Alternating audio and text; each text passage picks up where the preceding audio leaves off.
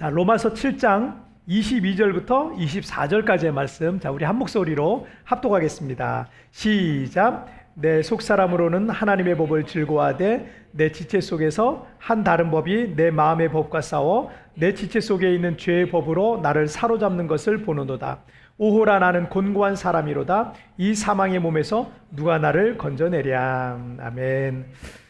자, 오늘 말씀 제목 함께 읽겠습니다. 시작. 절망의 끝자락에서. 다시 한번 시작. 절망의 끝자락에서.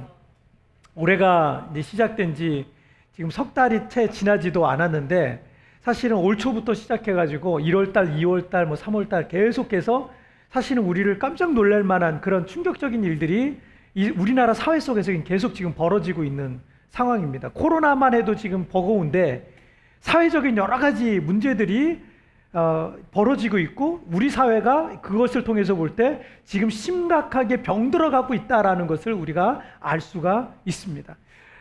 연봉 10억에 수십만 명의 SNS 팔로워를 갖고 있을 정도로 아주 유명하고 큰 인기를 누리고 있는 이 쌍둥이 배구 선수가 우리나라에 있어요.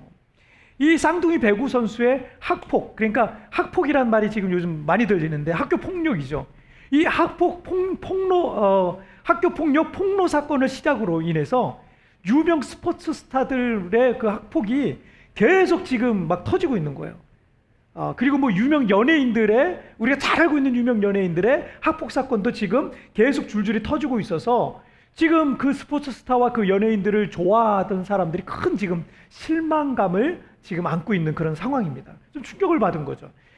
지난달에는 이 구미시에 3세 유아 사망 사건이 터졌는데, 이 22살의 여성이 전 남편과의 사이에서 아이를 낳았다는 거예요. 그래서 이 아이, 여자아이가 3살인데 사진을 보니까 너무 천사처럼 예쁘게 생겼더라고요. 너무너무 예쁘게 생긴 아이인데 이 아이를 낳았어요. 이 아이를 낳아서 이제 혼자 이 아이를 키우고 있었는데 이 여자가 다른 남자를 알게 된 거예요. 그래가지고 다른 남자랑 재혼하기 위해서 집을 나갔어요. 그런데 이 여자아이를 집에 혼자 두고 나간 거예요. 이 아이를 혼자 두고 나가서, 밖에 나가서 재혼해서 아이를 낳았어요. 그리고 이 여자아이는 6개월 동안 혼자 이 집에 있었던 겁니다. 그래서 나중에 발견됐을 때 죽어있죠. 죽어있는데 미이라가 돼 있더래요. 미이라가. 그냥 죽어서 그냥 아예 말라가지고 굶어 죽은 거죠. 뭐 이렇게, 어떻게 이렇게 끔찍한, 더 충격적인 거는 그 바로 위층에 친정엄마가 살고 있었다는 거예요. 친정엄마가. 더 놀라운 거는 나중에 유전자 조사를 해보니까 이 친정엄마가 진짜 엄마랬다는 거예요. 그러니까 이게 지금 말도 안 되는, 어떻게 이런 일이 벌어질 수 있을까? 정말 기가 막혀. 막 경찰에서 인터뷰를 하고 그 어머니한테, 그 친정 어머니한테 잘못한 거 없다고 생각하니까 자기는 잘못한 게 없다고. 아니, 어떻게 세상이 이렇게 돌아가고 있는지. 그런데 이 말도 안 되는 사건보다 정말 더 기가 막히고 온 국민을 분노에 떨게 했던 사건이 1월에 있었던 그 입양아 정인이 학대 사건이었어요. 세상에 태어난 지 8일 만에 생모에게 버려진 아이였어요. 홀트 아동복지에서 그래서 통해서 이 어떤 양부모에게 입양이 됐단 말이에요. 그런데 이 수개월 동안 말할 수 없는 학대를 이 아이가 받게 됩니다. 결국 나중에 부검을 해보니까 췌장이 끊어졌어요. 여러분, 췌장이란 거는 의사가 얘기하기는 췌장은 끊어지는 게 아니라는 거예요. 끊어질 수가 없다는 거예요. 췌장이 끊어지고 장기들이 다 파열됐어요. 파열되고 두개골하고 이 뭐 갈비뼈를 비롯해 척추뼈를 비롯해서 온 뼈가요 다 부서져 버린 거예요. 그러니까 이 아이가 얼마나 아팠겠냐요. 결국은 이 아이는 태어난 지 16개월 만에 세상을 떠나게 됩니다. 1살 반밖에 안 된 아이예요. 그런데 국민들이 더 분노하게 된 거는요, 이 양부모가 독실한 기독교인들이었고 그들의 배경이 매우 기독교적인 환경이었다는 것에 더 큰 배신감을 국민들이 얻게 된 거예요. 코로나 때문에 교회에 대한 인식이 안 좋아졌는데 이 사람들 때문에 더 많이 안 좋아졌어요. 이 양부모들은 정말 훌륭한 인재들을 많이 배출하고 있는, 지금 저도 이 학교를 정말 자랑스럽게 생각하는 사람 중에 하나인데, 이 정말 많은 인재들을 지금도 배출하고 있습니다. 기독교 명문 사립대학이에요. 이 캠퍼스 커플이었다는 거예요. 더더구나 이 학교가 보통 미션 스쿨이 아니라 학생들이 신학생들보다 더 뜨겁게 기도하는, 채플 시간에 더 뜨겁게 기도하는 학교로 유명해요. 그리고 고등학교에서 전교 석차 상위권에 있는 아주 똑똑한 학생들이 갈 수 있는 그런 대표적인 기독교 명문 사립학교입니다. 근데 이 학교에 캠퍼스 커플이었으니까 얼마나 대단한 사람들이겠어요. 그리고 양아버지죠. 이 양부는 기독교 방송인 CBS에서 근무를 했어요. 그리고 양모는 포항에서 목회하고 있는 현직 목사의 자녀였다는 것이 밝혀지면서 이게 더 충격적인 것으로 밝혀지고 있습니다. 1886년에 출판된 로버트 루이스의 지킬 박사와 하이드 씨는 인간의 이중성을 다룬 선구자적인 어떤 소설이라 할 수 있습니다. 사람들에게 가장 정말 존경받던 이 지킬 박사라는 사람이 있었는데 이 밤만 되면 이 사람이 하이드로 변하는 거예요. 하이드라는 또 다른 인격, 이중인격이죠. 또 다른 인격으로 변해서 밤에 돌아다니면서 런던 시내를 돌아다니면서 온갖 나쁜 짓을 저지르고 다니는 거예요. 지킬 박사와 하이드의 이런 대사가 있어요. 지금까지 나는 언제나 악한 성격을 숨기고 착한 성격만 나타내려고 노력했다네. 나의 악한 쪽은 선한 쪽보다 훨씬 몸집이 작고 약하다네. 그런데 그 몸집이 작고 약하던 악한 마음이 어느 날부터인가 몸집이 커지기 시작했어요. 나중에는 지킬 박사가 통제할 수 없을 정도가 되어버리고 결국 지킬 박사는 양심의 가책을 받게 됩니다. 지킬 박사는 멀쩡한 사람이니까 이 양심의 가책을 받아서 괴로워서 이 내 안에 있는 이 하이드를 죽일 수가 없는 거예요. 방법이 없는 거예요. 그래서 어떻게 하냐면 지킬 박사가 결국은 이 내 안에 내면에 있는 이 하이드를 죽이기 위해서 자살을 해요.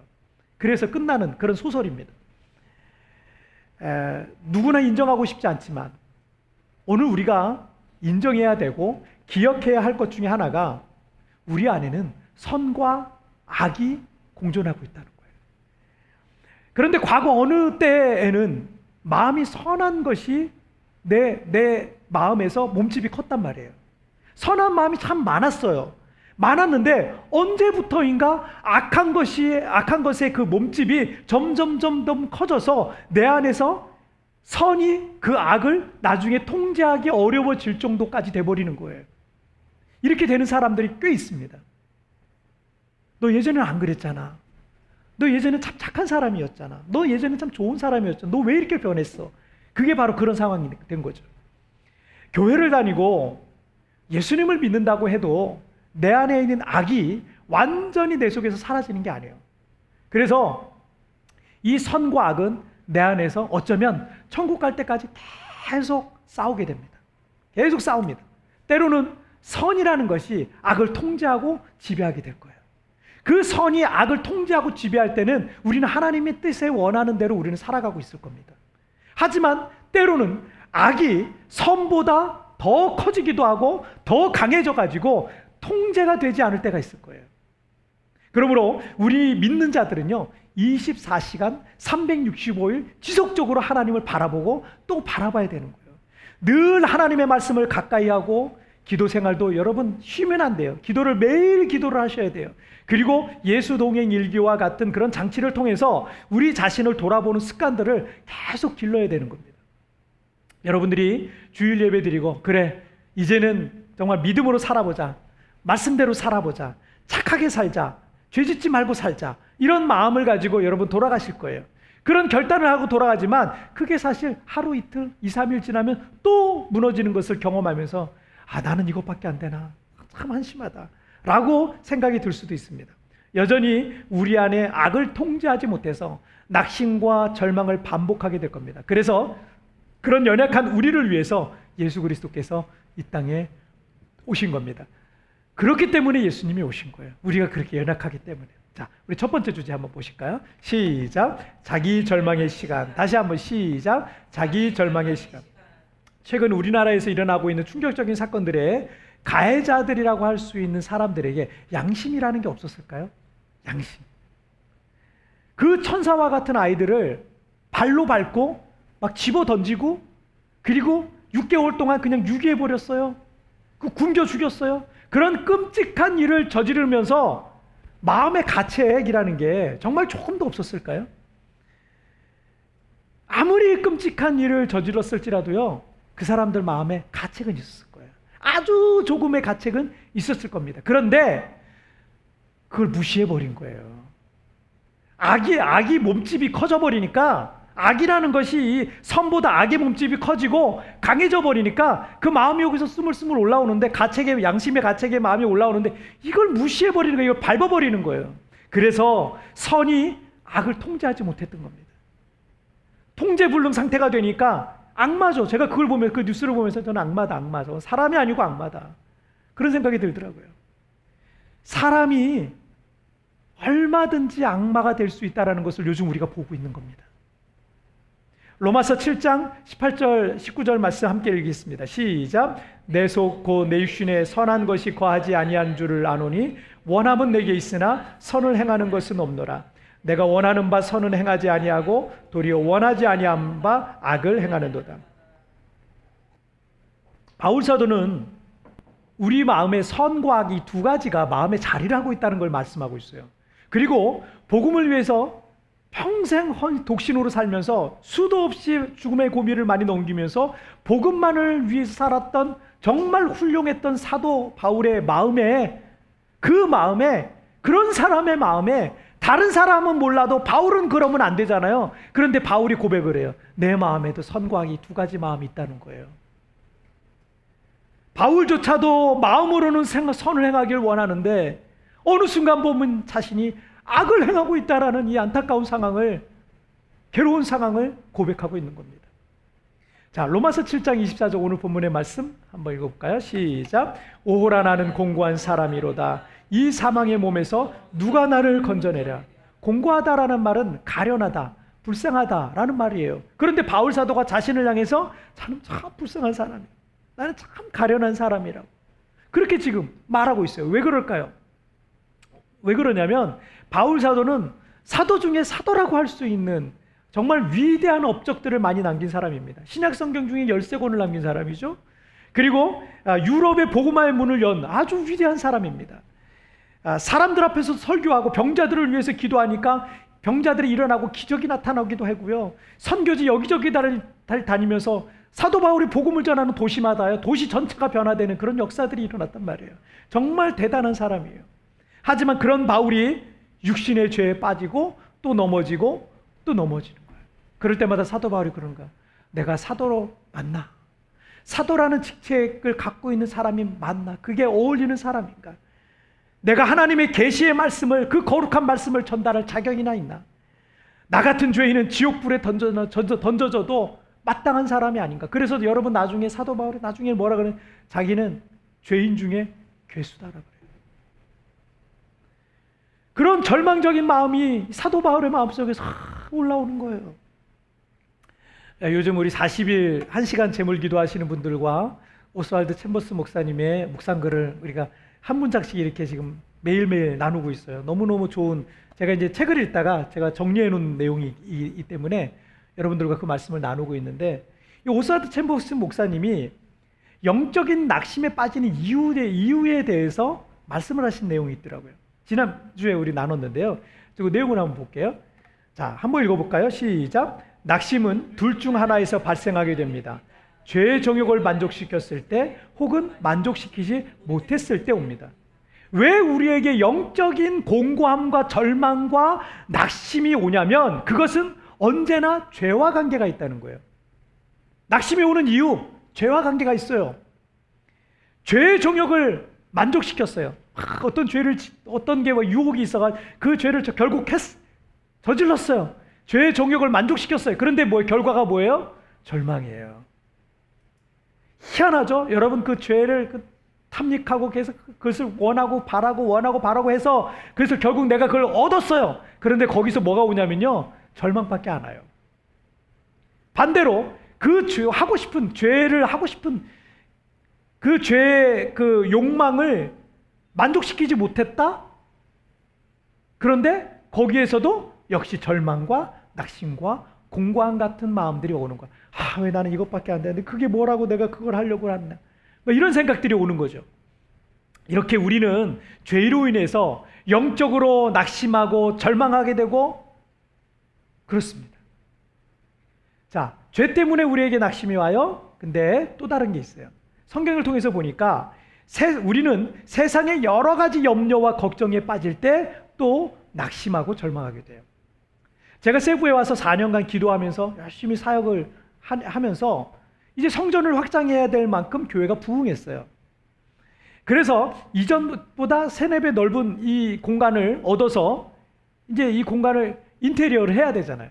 준비된 재정이 없어서 공사 직접 했어요. 인부들 불러서 공사를 직접 했습니다.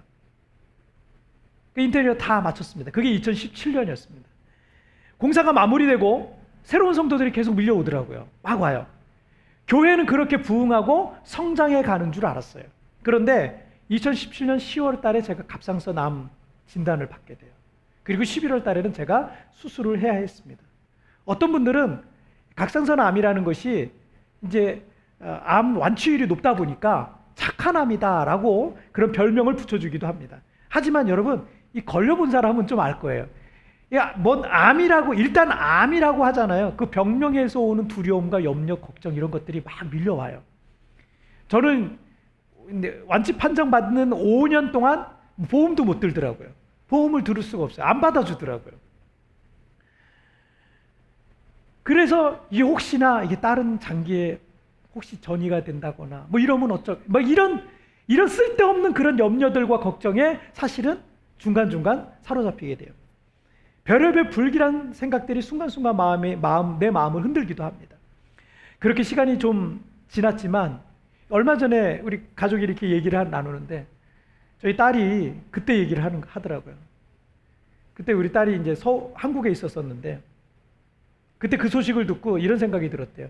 내가 아빠랑 언제나 오래도록 함께 있을 수 있는 게 아닐 수도 있겠구나. 이런 생각이 들더랍니다.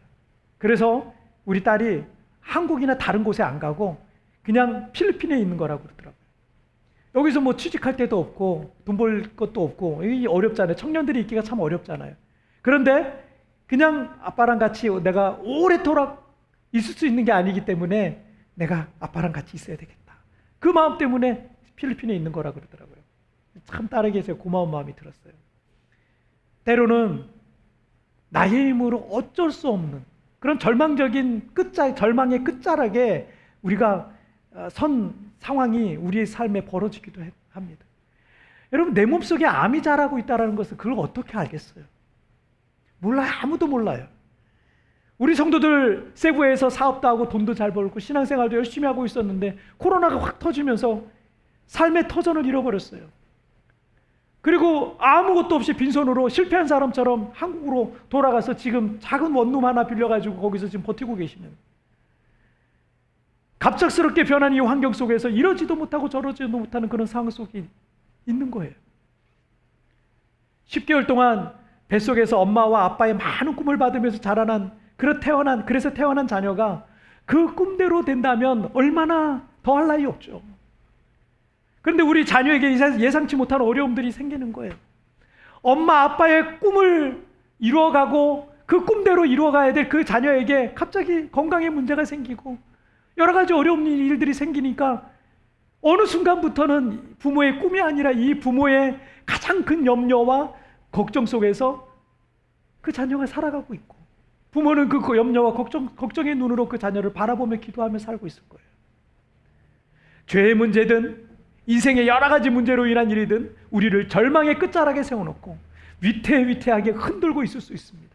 그래서 매일을 염려와 걱정과 두려움 속에서 눈물로 하루를 보낼 때가 많습니다. 그런데 우리가 그렇게 개인적인 절망의 시간을 보내고 있을 때 주님은 우리의 고난의 현장에 찾아와 주시는 겁니다. 위로해 주시고 어루만져 주시고 소망을 주시고 격려해 주시고 치유해 주시고 붙잡아 주시고 구원해 주시는 것입니다. 그래서 여러분, 개인적인 절망을 경험한 사람들이요, 개인적인 절망을 경험했다 이런 사람들은요, 예수님과의 관계가 친밀해져요. 더 깊어집니다. 여러분의 인생이 절망의 끝자락에 내몰려 있는 것 같은 상황이라 할지라도 여러분 낙심하지 마시길 바랍니다. 주님께서 내 삶에 찾아오실 것입니다. 그 절망의 끝자락이 주님을 만나는 지점이 될 줄 믿습니다. 자, 우리 두 번째 주제 보시겠습니다. 함께 읽겠습니다. 시작. 치유와 회복의 시간. 다시 한번 시작. 우리가 인생의 절망의 끝자락에 내몰려 있는 것 같은 상황 속에 있을 때 우리 주님께서 찾아와 주셔서 우리를 치료하시고 회복하시는 것을 믿으시길 바랍니다. 자, 오늘 로마서 7장 22절과 23절 읽겠습니다. 시작. 내 속사람으로는 하나님의 법을 즐거워하되 내 지체 속에서 한 다른 법이 내 마음의 법과 싸워서 내 지체 속에 있는 죄의 법으로 나를 사로잡는 것을 보는도다. 자, 바울 사도는 마음으로는 하나님의 법을 즐거워하고 있지만 자신의 육체 속에 있는 또 다른 법이 죄의 법, 그 죄의 법이 자신을 통제하고 있다는 것을 깨닫게 됩니다. 바울이 정말 누구보다도 공부를 많이 한 사람이고 누구보다도 큰 능력이 있던 사람이었지만 바울 사도라 할지라도 자신의 힘만을 가지고 쓴 그 죄의 법을 통제할 수 없었다라는 것을 고백하고 있는 겁니다. 현재 우리 정부는 사람이 먼저다라는 멋진 구호로 시작이 되었습니다. 공정하고 상식과 정의가 통하는 사회를 만들기 위해서 대통령을 비롯해서 그 행정부에서 일하는 분들이 많이 노력을 하고 있을 겁니다. 그런데 이 구호 속에요, 허점이 있을 수 있다는 것을 우리가 좀 생각해 봐야 돼요. 예를 들어서 지금 차별금지법 같은 것들이 만들어지고 있는데 장애인들이든 여성들이든 또 어떤 약자들 이런 그런 분들이 차별하면 안 되죠. 절대 차별이 있어서는 안 돼. 그런 사회가 되면 안 됩니다. 맞는 말이에요. 그런데 이 차별금지법이라는 것이 아주 포괄적으로 되어 있거든요. 그렇다 보니까 여기에 허점이 있는 거예요. 이게 어설프게 잘못 통과되면요, 예를 들어서 그 안에 성소수자라는 이름으로 동성애의 문을 활짝 열어버리는 거예요. 서방의 여러 나라들과 같이 결국 우리나라가요, 이게 만약에 통과되면 결국 우리나라가 서방에 있는 나라들 동성 결혼이 합법화되는 거예요. 그러면 여러분, 상상하고 싶지 않은 일이지만 어떤 자녀들이요, 아들이 남자를 데리고 와서 결혼 승낙해달라고 이렇게 허락받는 일이 생기는 거예요. 여자애가 여자를 데리고 와서 결혼하게 해달라고 허락해달라고. 왜냐하면 합법이니까. 합법이면 법을 어긴 게 아니잖아요. 세상의 법을 어긴 게 아니잖아요. 그런 사회가 오는 거예요. 그러면 이 나라의 도덕적 질서는요, 무너지는 거, 이거 시간 문제입니다. 그게 아무렇지도 않은 겁니다. 전혀 아무렇지도 않은 거예요. 무감각해지는 거예요. 사람이 먼저이기 때문에 소수자의 권리도 중요하다는 겁니다. 여러분, 당연한 거예요. 소수자의 권리 중요하죠. 약자의 권리 중요하죠. 소수자의 권리 중요하죠. 그런데 그 권리의 문제가 아니라 이거는 옳고 그름의 문제인 거예요. 옳고 그름의 문제를 분별할 수 있도록 해줘. 이게 법적으로 해버리면 옳고 그름의 문제가 이게 흐려지는 거예요. 흐려지는 거예요. 그럼 우리 사회가 문제가 심각해져요. 우리 교회 단톡방에도 기도 제목 올렸지만 여러분들이 기도해 주셔야 되는 게 하나가, 이 서울시 공무원 17명이 서울시의 퀴어 축제 반대 성명을 냈는데 이것이 인권위원회로부터 그들이 인권을 침해했다고 공무원 복무조례를 개정하려고 하고 있다는 거예요. 이 공무원 복무조례가 개정이 되잖아요. 그러면 공무원들이 동성애를 반대할 경우에 이미 지금 과장 같은 경우는 좌천이 됐다 그러더라고요. 그 서울시의 과장이 좌천이 됐는데 감봉이 되고요, 진급에서 누락이 돼요. 진급할 수가 없어요. 그리고 뭐 징계를 받는 그런 불이익을 그걸 반대한 사람들이 받게 되는 거예요. 당연히 사람이 먼저이지만 옳고 그름에 대한 것은 우리 자녀와 우리 그 자녀의 세대까지라도 여러분, 우리가 이거 부분은 양보하거나 타협해서는 안 되는 부분이라는 거예요. 마음이 병든 사람, 잘못된 가치를 갖고 있는 사람, 만약에 그런 사람들이 사람이 먼저다라고 하면서 그들의 주장을 관철하라고 한다면 그게 이 사회의 질서를 무너뜨릴 수 있는 큰 위험 요소가 될 수 있다는 사실을 여러분 기억하셔야 돼요. 이게 정치적인 얘기가 아니에요. 오해하지는 마세요. 저는 그런 거 없어요. 그렇기 때문에 여러분 꼭 기억해야 돼요. 때문에 여러분들이 대통령과 유정자들을 위해서 정말 꼭 기도해 주셔야 돼요. 그거 기도하지 않으면서 맨날 반대만 하고 맨날 비판만 하고 그러고 있으면 안 돼요. 기도해 주셔야 되는 거예요. 하나님 앞에서 이 나라를 균형 잡힌 바른 나라로 세워갈 수 있도록 대통령과 유정자들에게 지혜를 달라고 하나님의 손으로 써달라고 그렇게 여러분 기도해 주셔야 될 겁니다. 다수결로 대표되는 민주주의가 그나마 이 땅에 있는 가장 이상적인 정치 시스템일 수 있지만 여러분 여기 민주주의에도 허점이 있어요. 과거 여러분 독일 국민들 대다수가 열광적으로 지지했던 사람이 누구냐면 아돌프 히틀러예요. 대다수가 지지했다는가요? 다수결로 지지했다니까요. 그런데 그 다수결이요 아돌프 히틀러라는 악마를 만들어낸 거예요. 악마를 만들어낸 거예요.